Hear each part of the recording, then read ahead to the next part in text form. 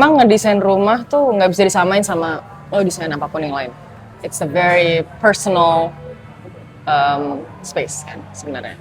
Dan orang mau A di minggu itu, minggu berikutnya dia jalan ke Jepang, they can want something completely different. Kayak cuma ujung-ujungnya you're designing a home gitu kan. And I think how do I deal with clients is to get really personal with them.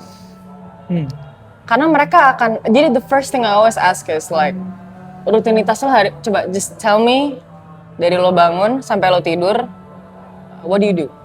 When you're designing a house, you're kind of knowing better about the person. Jadi kayak, I find it to be a very intimate process.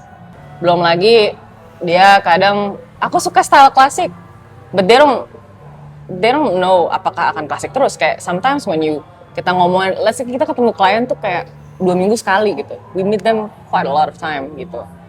Dan they expect us to be the smartest person in the room. Mereka literally akan kayak, gimana gue ikut lo? Gimana ya enaknya? And terus they will ask you about anything kayak, pompa ini gimana ya? Ini gimana? Every worry, lo akan jadi human journal mereka literally. Sampai tuh rumah jadi. And rumah jadi tuh kayak 18 bulan ya, let's say. That's like, design proses tuh 3 bulan sendiri. Itu gue bisa banget kayak ditelepon malam-malam kan gue tuh kayak mau nangis kayak gimana ya gitu kayak jadi if you ask me how I deal with clients it's to just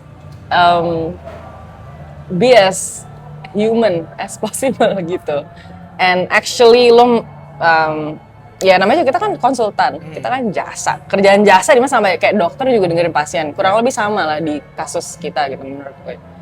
Kita bener kayak we're trying to fit ourselves into their shoes dan ngebayangin gitu. Kayak dan serunya lagi adalah kadang the way we make the house is to solve their problem. Misalnya kayak gue jarang bangun pagi, gue bangun siangan mulu. Gue bikin kamar dia ekstra terang biar dia bangun pagi gitu.